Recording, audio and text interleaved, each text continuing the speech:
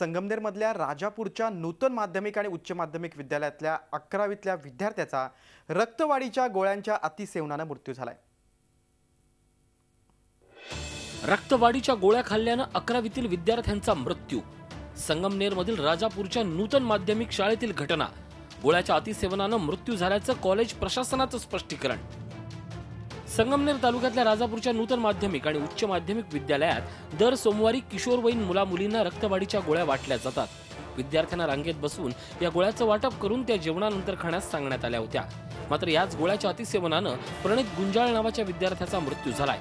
खरं तर वैद्यकीय अधिकाऱ्यांनी दिलेल्या गोळ्या शाळेनं शिक्षकांमार्फत वाटणं गरजेचं होतं, मात्र त्या थेट विद्यार्थ्यांनाच दिल्यानं हा प्रकार घडल्याचा आरोप मृत प्रणितच्या कुटुंबियांनी केलाय। उलटी झाल्यानंतर जुलाब सुरू झाल्यानंतर आम्ही त्याला विचारलं असता त्यांनी शाळेत त्या गोळ्या खाल्ल्या म्हणजे गोळ्या त्या मुलांनी वाटल्या होत्या। शिक्षकांनी न वाटल्याऐवजी मुलांनी त्या गोळ्या वाटल्या।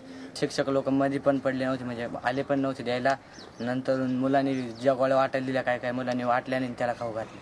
सर म्हटले त्याचे घरचे नातेवाईक आले, मी पाहिजे तुझा काय संबंध त्याचे। तर प्रणितनं त्याला दिलेल्या गोळ्यांसह इतरांच्या गोळ्याही खाल्ल्याचं कॉलेज प्रशासनाचं म्हणणं आहे। सर्व विद्यार्थ्यांना फॉलिक ॲसिड आणि आयर्न ही रक्तवर्धक व मुलांच्या समृद्धी वाढीसाठी 2014 ते अद्यापपर्यंत सातत्याने नियमित दर सोमवारी प्रत्येकी एक स्वतंत्र गोळी दिली जाते। प्रत्येक मेडिसिन हे ओव्हरडोस मध्ये घेतल्यावर ते पॉयझनस असतं हे तर डेफिनेशनच आहे।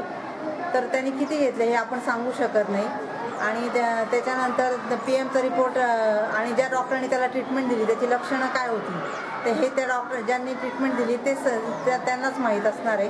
त्याच्यामुळे आपण सध्या त्याच्यावर काहीच सांगू शकत नाही। 2 वर्षापूर्वी याच विद्यालयात विद्यार्थ्यांनी सिनेस्टाईल पद्धतीने मारल्यानं एकाचा मृत्यू झाला होता। आता गोळ्यांच्या अतिसेवनाने एकाचा मृत्यू झालाय। त्यामुळे विद्यार्थ्यांना परस्पर गोळ्या दिल्या का, दिल्या असतील तर त्या का दिल्या, कॉलेज प्रशासनाची नेमकी जबाबदारी काय होती, पोस्टमॉर्टम नंतर पोलीस काय भूमिका घेतात असे अनेक प्रश्न निर्माण होत आहेत। प्रशांत शर्मा, झी मीडिया, शिर्डी। झी 24 तास रहा एक पाऊल पुढे।